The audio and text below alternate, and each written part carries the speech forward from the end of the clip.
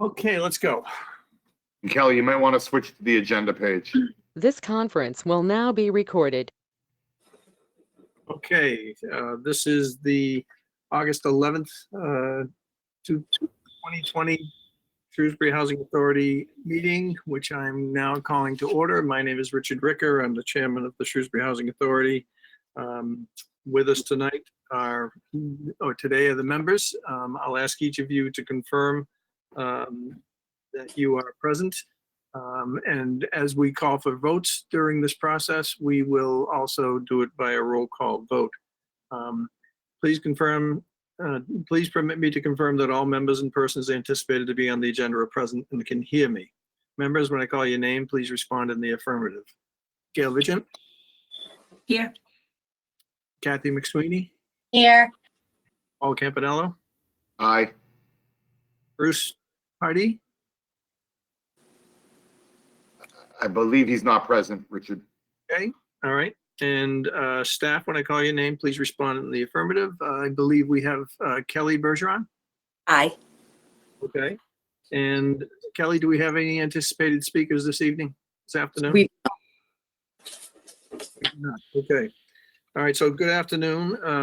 This meeting is called to order. This is a remote meeting being conducted consistent with Governor Baker's executive order of March 12th, 2020, due to the current state of emergency in the Commonwealth due to the outbreak of the COVID-19 virus. In order to mitigate the transmission of the virus, we have been advised and directed by the Commonwealth to suspend public gatherings, and as such, the governor's order suspends the requirement of the open meeting law to have all meetings in a publicly accessible physical location. Further, all members of the public bodies are allowed and encouraged to participate remotely. The order, which you can find posted with agenda materials for this meeting, allows public bodies to meet entirely remotely, so long as reasonable public access is afforded so that the public can follow along with the deliberations of the meeting. For this meeting, the Shrewsbury Housing Authority is convening by, what's the Go to meeting. Go to meeting. Go to meeting, as posted on the website identifying how the public may join. And we did post on the agenda in the various places that we post, correct, Kelly? Yes. How people can call in or participate in the meeting. With that in mind, let's start the meeting. Has anybody got a motion regarding the minutes for July 20th? Chair, with your permission, I'll make a motion to accept the July 21 of 2020 remote board minutes from our remote meeting as printed. Second. Okay, we have a motion and a second. Is there any further discussion? There being none, all those in favor, Gail? Aye. Kathy? Aye. Paul? Aye. And the chair says aye, so it's unanimous. Let's go to the revolving account.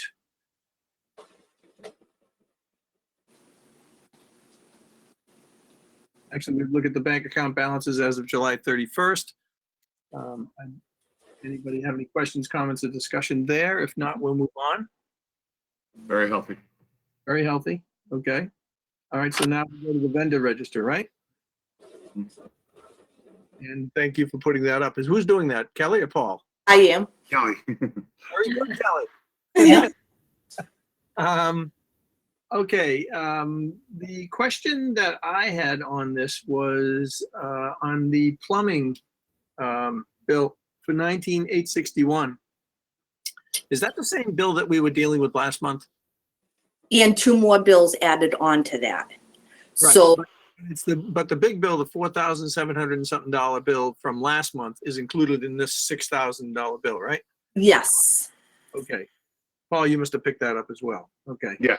So it was my same question. I wanted to know, I essentially rejected, for lack of a better word, I shouldn't say rejected for being recorded. I questioned the accuracy of a couple of the bills, and a couple of the bills, since we're on public, we talked about this last time, were roll-ups, meaning one check for $5,000 was the equivalent of five $1,000 bills. Those aren't the actual numbers. I'm just using an example to make my point. In one of those question ones, I talked with yourself and Kelly and pushed back and said, we'd like to find out if there was an error here or not. And then I'm assuming Kelly's gonna educate us to that as of right now. So just so the rest of the board is aware of what transpired. We said we were gonna leave it like that, and that's exactly what happened. Anything you want to say on this, Kelly? So Gary did talk to Garabedian. Garabedian sent all the paperwork. He did the total services. He broke down labor and materials. He asked if you wanted any more broken down. He separated. He gave us the Department of Payroll. In this bill, there's 1, 2, 3, 4. There's 5 bills, including that last month's bill of $4,321.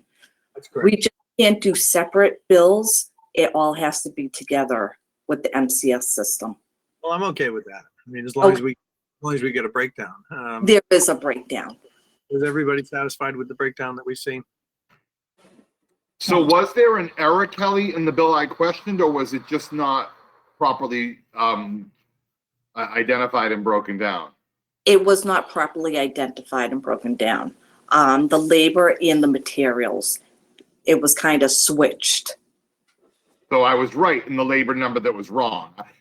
For the rest of the board's indulgence, I suspected that there was a wrong labor number. And it was that suspicion validated, Kelly? It was corrected. All right, so they weren't, I don't want to use the word, they weren't misrepresenting the bill. It was whatever the total amount was they were due, they were just misrepresented how they got to that point, and that's what threw me. Is that a fair statement? Yes. If all of that is correct, then I'm okay with it. I do want to discuss, maybe after the bills, Richard, or on the new business, the overall company, because I think we are, even with their explanations, I think they're definitely aggressive on the billing. That said, you and I have made a recommendation of another plumber, just one that we know. Kelly's reached out to that plumber, and that particular vendor doesn't want to work with Housing Authority because they don't want to submit fair, what's the fair wage, Kelly? What's the term? They don't want to do prevailing wages. Prevailing wage, I think. And so I understand that, but I also feel like maybe we need to have more than one plumbing vendor in our go-to. I feel like vendors get comfortable, and when they get comfortable, that's when they can really start to, I'm not accusing anyone of any wrongdoing. I'm just saying when there's a level of comfort between a vendor and a customer, the bills can get a little easier, much like the problem we had last time. That's just my 2 cents, but that's really not part of your open motion, Richard, so I can table that for now. I'm just let Follow up though, with if we look at the bill for 19849, I got to say, that's right under the $10,000 threshold, right up to the limit, and I don't know where we got this guy. I mean, Kelly? So That was a whole separate question I had for this particular register, independent of the Garabedian conversation. Correct. Yeah. It follows a discussion. yeah. So I'm just gonna let Bruce in. He's standing at my door. He'll be sitting at a separate table. I was just dovetailing it, Paul. That's all. Oh, all right. I'm sorry, Richard, what? I was just trying to dovetail that into the discussion. Completely agreed. I just didn't want to have there was no particular bill that I was referencing. But in your case, yes, this particular bill is another one, 10 grand, don't know anything about them, et cetera. Okay. Yep. So with Bell Contracting, they are hired it's a fish project. It's for one of our 689 houses on Lake Street. They get hired by DHCD. So DHCD hires the architect, and then she goes and hires everybody else. So with this bill,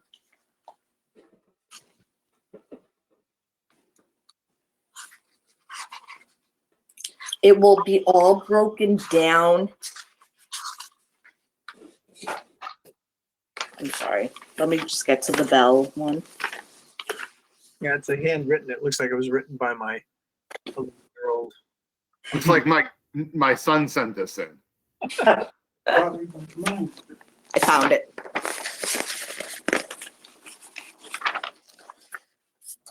Yeah, I mean, the 9,900 number is just so suspect. Be a little more creative, 85, 75, 43 or something, but 9,900 is almost insulting. Here's the problem with the fish projects, though, is that we have no control. And, this guy obviously ran right up to that $10,000 limit. And Right. anything over that, I mean, it's plain as the nose on my face. I mean, That's what I'm saying. It's so insulting. Be a little more creative. It's awful. So once this bill gets paid, it gets sent to DHCD. DHCD reimburses us the money. But when DHCD reimburses, it's all broken down, and you'll see that in the ending, to pay Leone's retainage fee. I saw that. Yes. It is, once we first have to pay the contractor, and then DHCD reimburses us back. And then give us a breakdown of the reimbursement. Yes. Okay. All right. Any other questions, comments, or discussions on bills here? No? No, I don't think so. Gail, Kathy? Just number 19882, the Council on Aging. Yeah. Is that, I know we have an arrangement with them. I don't remember seeing that on our registers in the past. I don't either. We haven't paid them since March. And is it, Does that bring them to the end of their fiscal year? Is that what that does, Kelly? Or why are we paying them $1,000? Because I thought we it was have- 10 a year. we pay them monthly. And if we're paying them monthly, how much are we paying them a month? So for March through June, we owe them the 1,000. so it's 250 a month? No, it's just 3 months, March, May, and June. Okay. So it's 1,000 a quarter? I can't, because we pay them 10,000 a year, right? We do. But there was, in March, they just started back up. All Okay. right, so it's an abbreviated schedule, and you only get one person on the van at a time, and they're trying to break it down, are they? They are breaking it down, and you'll see that in your package. I asked Did see that. Holly to give me a breakdown, which I absolutely love. And she sent the number of residents who have canceled, no-showed, and how many residents from June to July rode the van, ADA and non-ADA. Okay, so we're gonna get into a discussion on that when we get to that. Oh. Do we have any other questions, comments, or discussions on the check register, which totals $73,773.24? Mr. Chair, with your permission, I'll make a motion to approve the check register in the amount of $73,773.24. Second? Bruce made a second, I think. All right, is there any other discussion? There being none. Gail Vigent, Aye. Kathy McSweeney, Aye. Paul Campanello, Aye. Bruce Pardee, Aye. and Richard Ricker. Aye, it's unanimous. Thank you very much. All right, so now we go to the portability out check register in the amount of $1,973.42. I will make a motion to pay the two checks totaling $1973.42 for the portability out. Second? And Gail seconded that. Do we have any discussion? There being none. Gail Vigent, Aye. Kathy McSweeney, Aye. Paul Campanello, Aye. Bruce Pardee, Aye. Richard Ricker votes aye. Okay, so now we're gonna go to the landlord and tenant check register. I make a motion to approve the 133 checks to family, 131 landlord, totaling 132,118 even. Second? Gail seconded. Do we have any further discussion? There being none. Gail, Yeah, aye. Kathy McSweeney, Aye. Paul Campanello, Aye. Bruce Pardee, Aye. Richard Ricker votes aye as well, so that's unanimous as well. And then we have the payroll. Kelly, I would scroll right over that. I'm gonna make a motion that we approve the payroll as printed for the month ending. Second? All right, we have a motion and a second by Gail. Gail, Aye. Kathy McSweeney, Aye. Bonello, Aye. Bruce Pardee, aye. and Richard Ricker votes aye as well. Thank you very much. So that's unanimous. Now we go to correspondence. Kelly, anything you want to bring our attention to here? The 2020 conference is happening September 15th and 16th. It's all virtual. I'm already signed up. If anybody's interested, let me know. I'll get you signed up. There is 12 75-minute sessions. And if you miss a live session, it will already be recorded. You can go back and view it. Do you have a agenda for the meeting? Right now, it's only these, that's bullet, the racial, the dealing with tenants with mental illness, open meeting law, remote work policies, HUD updates, tip police enforcement during eviction, technology. Or more. So why don't you, when you get the full agenda, why don't you flip it out to each one of the members in case anybody has any particular interest? Is that okay with you folks? Yes. Okay. All right. Anything else on this? Yes, on the second page is the tenant board member in town. That bill is coming across again. The bill is now before the conference committee. Do we know what the bill includes? How they're going to do the appointments? I do not know that yet, but it's containing language pertaining to the appointment of tenants to housing authority boards in town. So I'm not sure. All right. So maybe you want to reach out to our representative or ask Senator Moore when he's in if he can get us information on that. I will do that. That'll be in committee for a while, so let's see if there's anything we want to comment on. Okay? And that's all I have under that correspondence.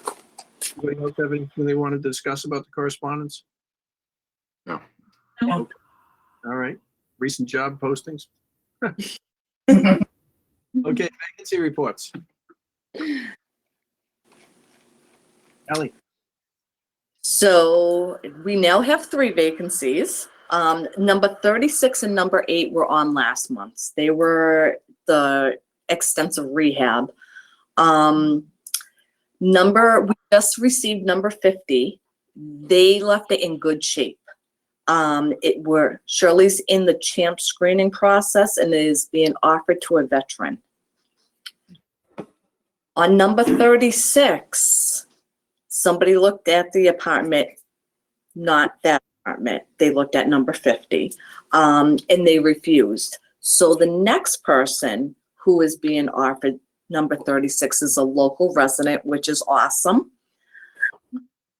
In number 8 at Elizabeth Street is going to be an administrative transfer. okay. Anybody have any questions? Well, just a question on your comment there, Kelly. That they took what they wanted, was the unit left in disrepair? On number 36 and number 8? On number 8, yes. Oh, yes. They are, Those were the pictures we saw in last week's photo folders. yes. But they're still a resident of the housing authority?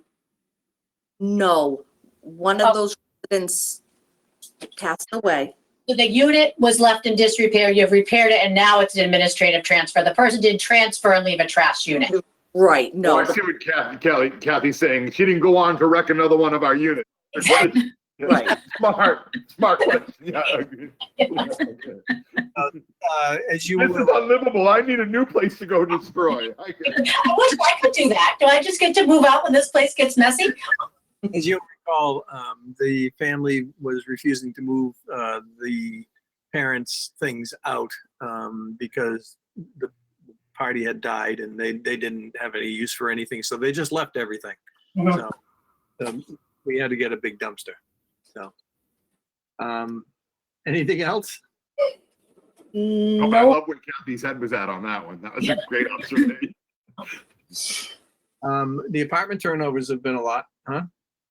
They have been, it seems for the past 2 months, there's a lot of turnover. Let's go. Okay. We're only in August. All right. And the towers? The towers, this month, we have no vacancies. But we will be getting to at the end of the month. These 2 residents have been lifelong residents here. One, her family's taken her in. As soon as she left before COVID started. It was just right in the beginning. Her family came and took her, and then they decided that she's not coming back.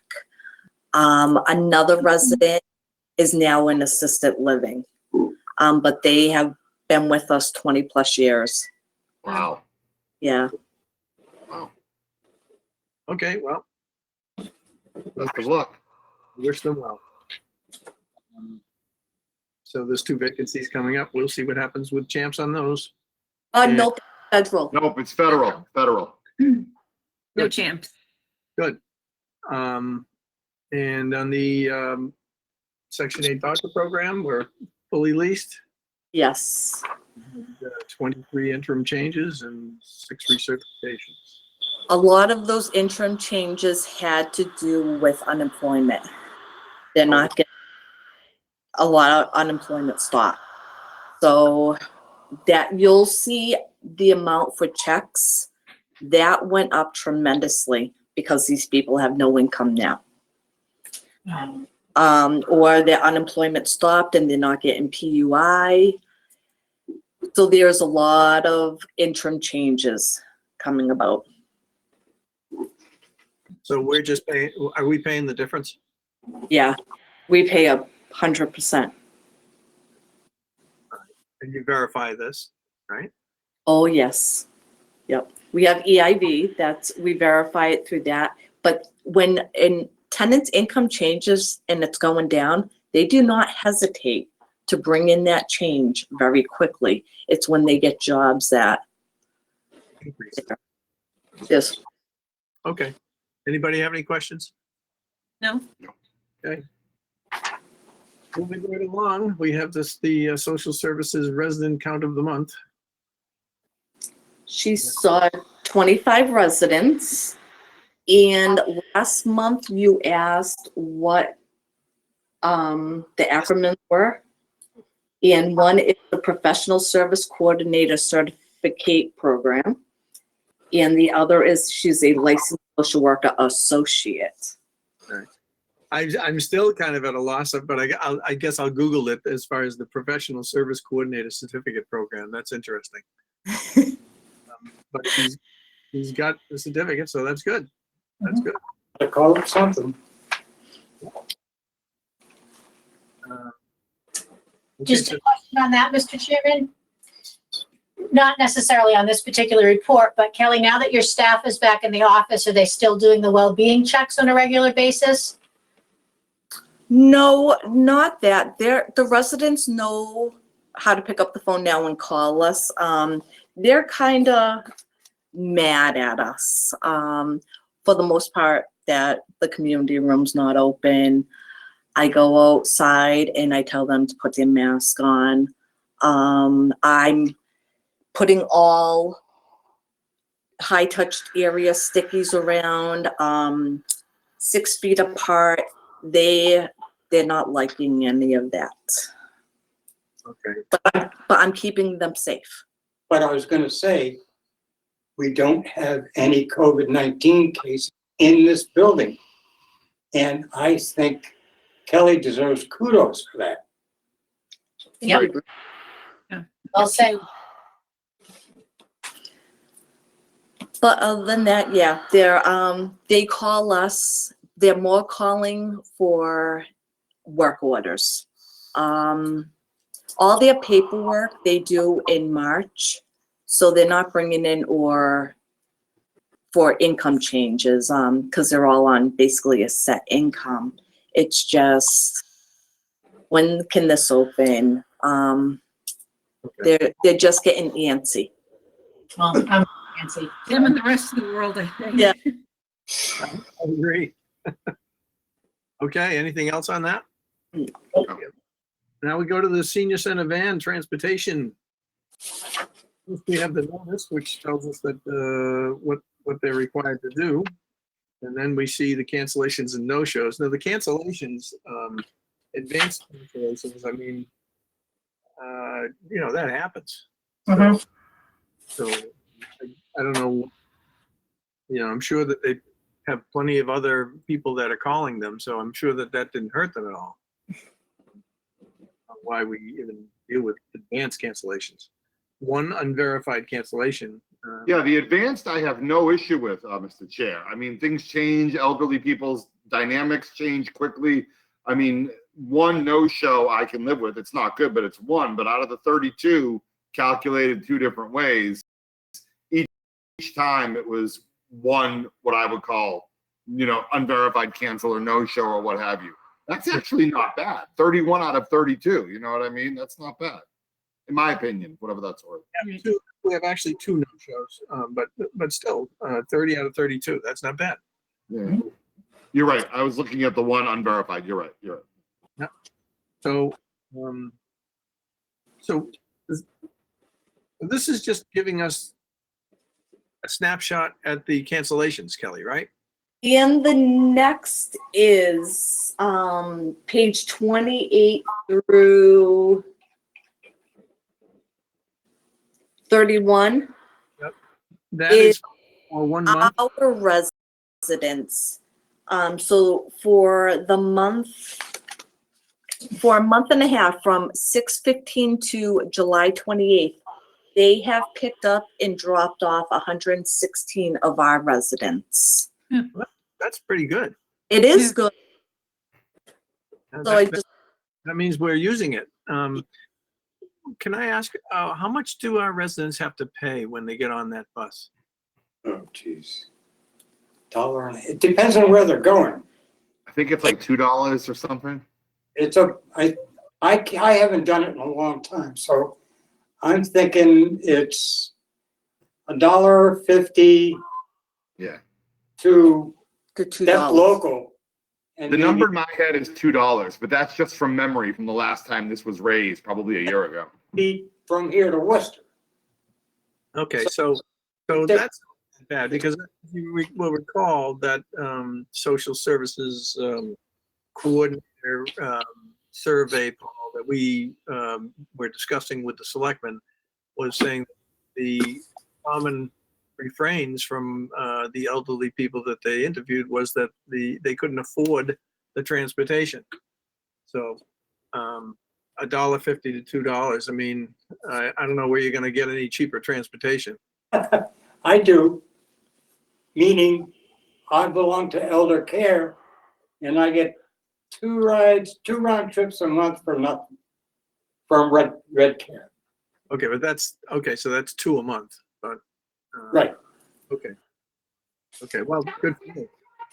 Good for you. But you know what I'm saying. I mean, it was a topic of the conversation, as you know, Kelly. Yes. As the rest of you know. I mean, it was a topic of the report.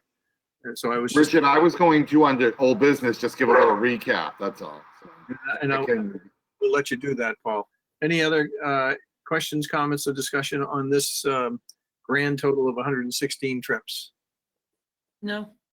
Okay. And then we have Karen Eilers on the personal property policy. And I note that our personal property policy doesn't seem to be that at all. It talks about things we won't allow, like swimming pools and gas grills. Do we allow gas grills at the family units, Kelly? No. At the family units, we asked them to get charcoal. Ooh. We are charcoal everywhere, no gas. That was one of Dennis's things, yeah. Okay. All right. At least my memory tells me that. That's what I recall. I think you're right. So with that in mind, does anybody have any feelings about the tenant personnel property policy that Eilers has put together here? I think it's spot on. I love that they're allowed to put a sign up or lights up in their window or on their balcony as long as it doesn't interfere with, you know, common area and personal property. I think that's great. That's my 2 It's cents. fair. It's fair. Yeah. How do we feel? Do we want to adopt this policy for lack of another one at this stage? I I, think we have one. Wouldn't we be swapping out ours for this one? We have one. At some point in time, I mean, I could be going back 5, 8 years, but at some point in time, we had one, but I have no issue modifying and updating ours. I asked at the last meeting that Kelly give us the one that we had. It's attached. it's, Attached. What is it? Is it the It's- one that? You just scroll the next page. She attached it. It was, I was here, so it was September of 2018. Right. It's like September 5th, adopted, Mhm. 2018. Right, well, that's what I, Oh, I thought that was different wording of I misread this.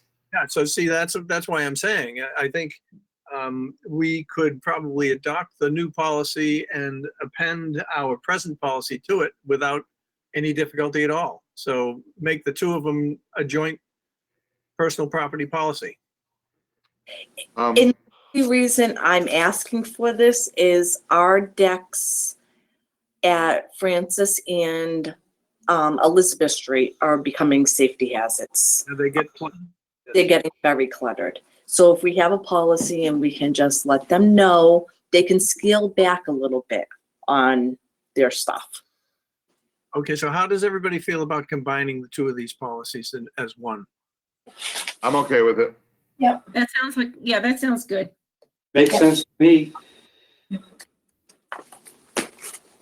I'm happy to make a motion, Mr. Chair, if there's consensus. Please make a motion then. Kathy, you okay with this? Yes, yeah, I think it just, the other one just has a little bit more detail, which could be helpful. Correct. Right. All right. I would like to make a motion that we adopt the new person policy from Karen Ayers at DHCD titled Tenant Personal Property Policy and make it SHA's personal property, appending SHA's as Exhibit 1 to that policy, the one that was dated 9/5/2018. That would be my proposal for a motion. So that Second. both policies now become one. Yes. Yeah, as I said, appended as an exhibit, correct, yes. Do we have a second? Second, Second. Okay, Bruce made the second. Do we have any further discussion on this? No. Okay. What I would suggest, Kelly, is when you get the chance to kind of combine these two policies together, then you can do that. But right now, appending our present one to the new one will do, as long as we all understand it's one policy now. So with that in mind, Gail Vigent, Aye. Kathy McSweeney, Aye. Paul Campanella, Aye. Pardee, yes, aye. and I vote as well, aye. Okay, thank you all. All right, Mr. Chair, the next item would be new business. If you want, I would like to add one more item under old business, the update that we previously talked about. actually, yeah, we have Leonie under, No. Leonie, new or old, Kelly? I'm not looking at the agenda. it's old really, because it's a final payment on the fish That's truck fine, I'll wait. I thought it might be new. that he did. So I think if everybody has reviewed this, if you have any questions, please raise your voice. Otherwise, we'll take a motion. Make a motion to approve the certificate of final completion as printed in the amount of $4,337.50. Second. All right, Gail seconded. Any discussion? I'm good with this. Okay, Gail Vigent, Aye. Kathy McSweeney, Aye. Paul Campanello, Aye. Bruce Pardee, Aye. and Richard Ricker votes aye as well for unanimous. Okay. All right.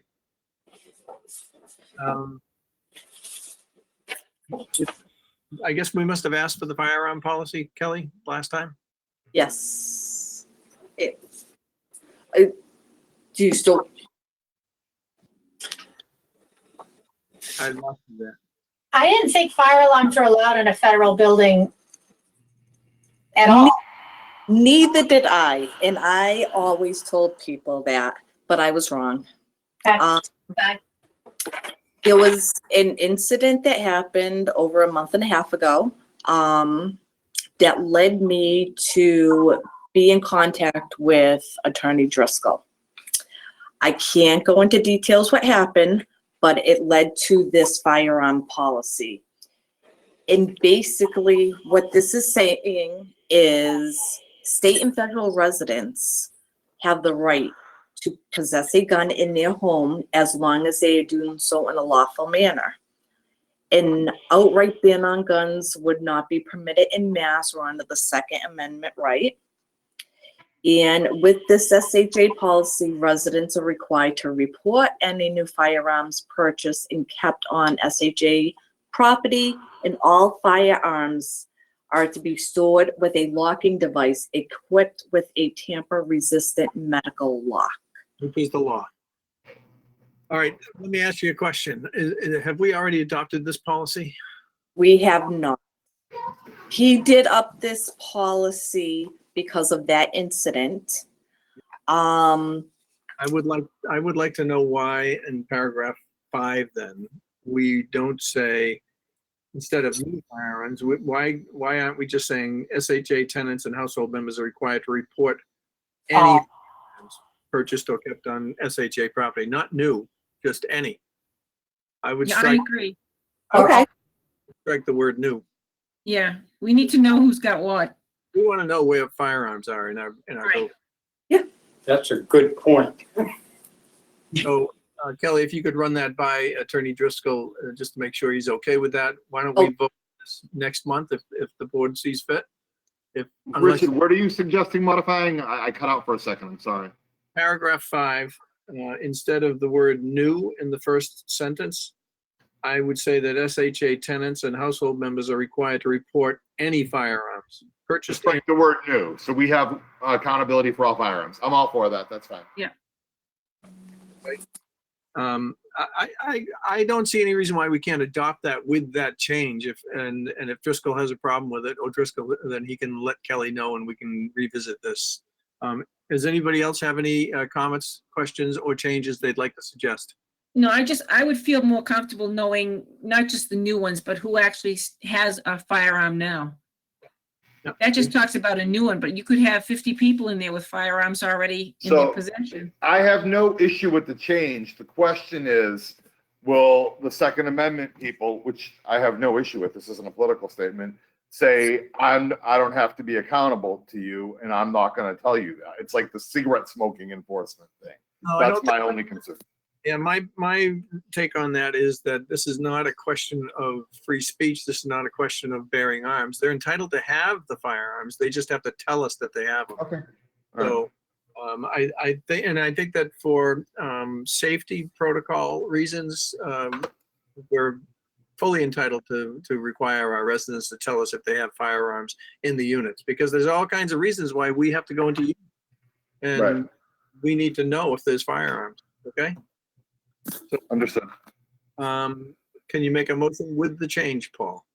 Yes, I would like to make a motion that we ask Kelly to subject the new Shrewsbury Housing Authority firearm policy, striking the word any from paragraph 5 and adopt it as a policy once it's verified with the lawyer. Breaking the word new, not any. New. Excuse me, striking the word new, not any, adopting this as a new policy. This is a motion to adopt this policy with striking the word new in the first sentence of paragraph 5. Do we have a second? Subject to our lawyer's approval is what I said, correct? Right. All right, Bruce seconded. All right, Gail Vigent, Aye. Kathy McSweeney, Aye. Paul Campanello, Aye. Bardi, Aye. and I also vote aye, so it's unanimous. Okay, Paul, you wanted to get into, Yeah, I just wanted to give the rest of the board an update. We did a lot of work offline because of the most open meeting laws, and we all know that the selectmen, it's a somewhat of a long story, and I'll give the abbreviated version for people that didn't have the true color. But last fall, almost a year ago, October, November, the selectmen said they wanted to get a check on a pulse. And this is all my paraphrasing. None of this is gospel. They wanted to get a feel or a pulse on the emotional well-being of the seniors of this town.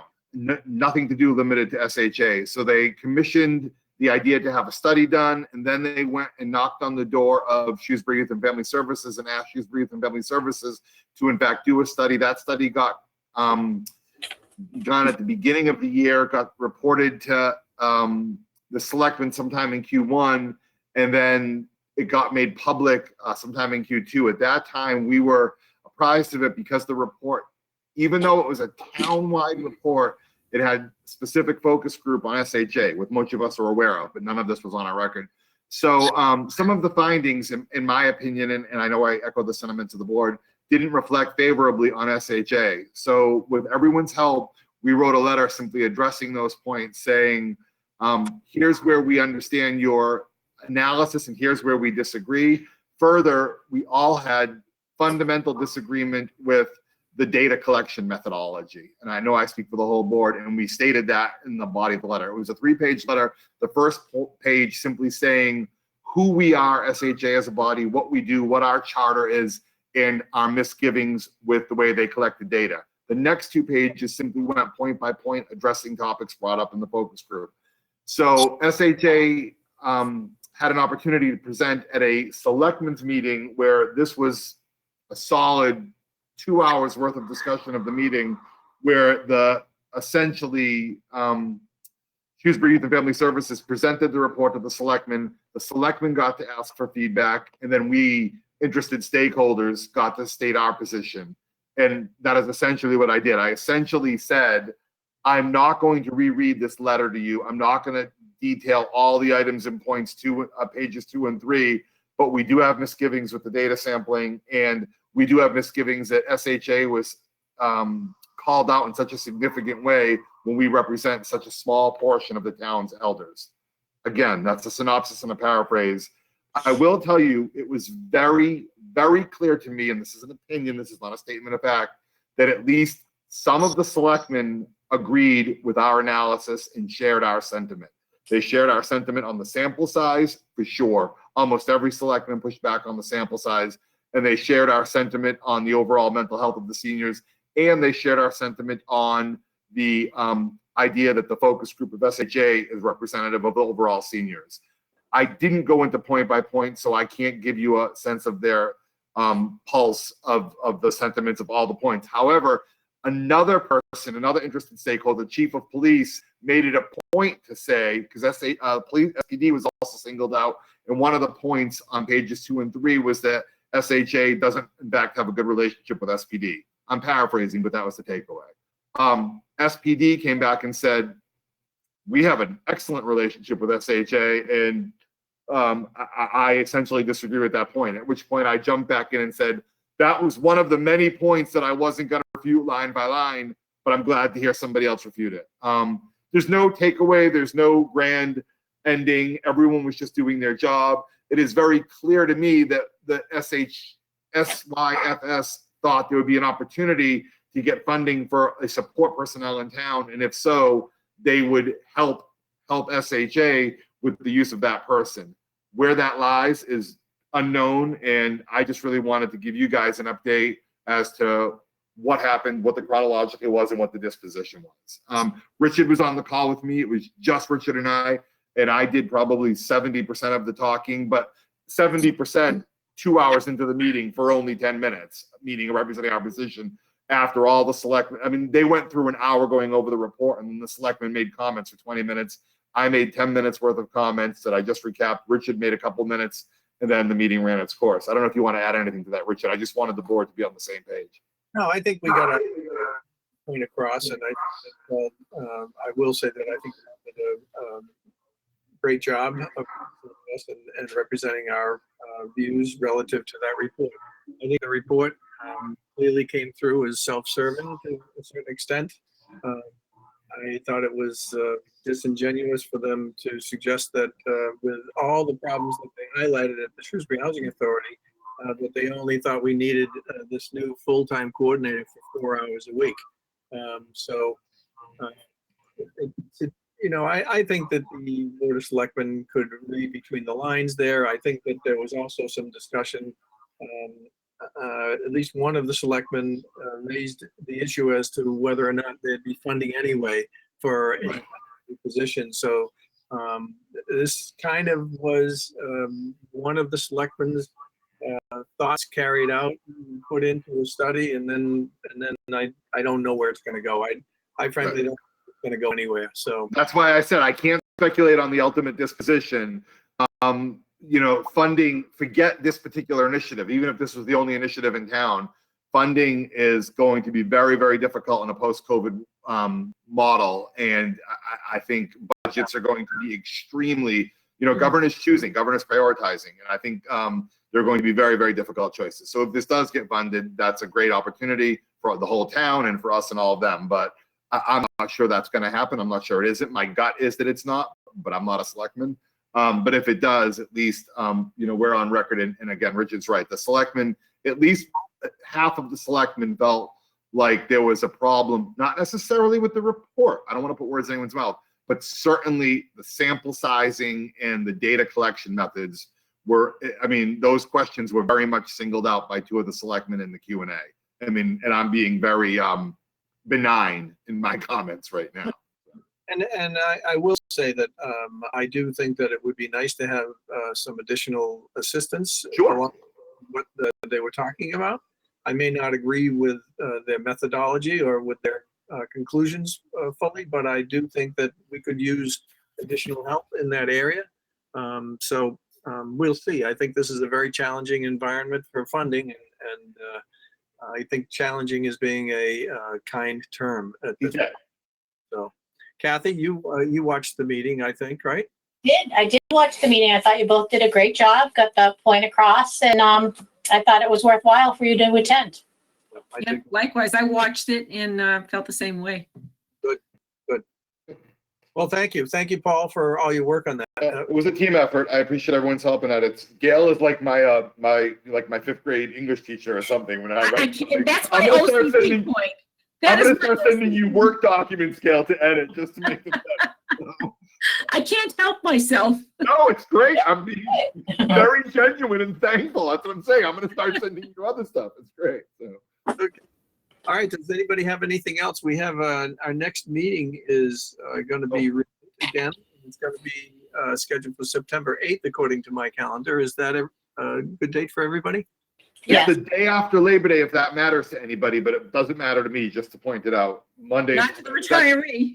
At this Does stage, that give you enough time, Kelly? Oh, We only yes, have a few business days between the end of the month and our meeting, is my point. So, fine. all right. Is the 4 o'clock thing working for everybody under the Yes. New World Order? Yes. Yes, that's a good one. yep. So we'll I'm do it. writing it down. So we'll do it at 4 o'clock. And does anybody have anything else they want to add here today? Kelly? So the elections, wasn't that supposed to happen in September? Is that gonna still be postponed? I think for as long as we're having these meetings like this, we probably should just stick with the way we have things. That would be my opinion, but I'm open to comment. No, I second that, Kathy. I think that's the wise decision. I agree with Kathy. Are we bound by charter or legislation or anything else to do anything differently? If not, I agree with Kathy also. Okay. I don't think we are bound by any No. Isn't that just something you chose to do on your own? customary. It's customary after elections. We Right. always- Right. These aren't customary times, so I would say Kathy is on the money on that one. Okay. For now, we'll leave it be. We won't have it as an agenda item, Kelly, and we'll see you all next month. Okay. Sounds- With that, Mr. Chair, I'd like to make a motion to adjourn. Second, In favor? Gail? aye. Kathy? Aye. Paul? Aye. Bruce says aye, and I say aye as well, so I'm going to consider it unanimous. We'll see you all later. Thank you. Bye-bye. Stay safe. Aye. Bye-bye. Kelly,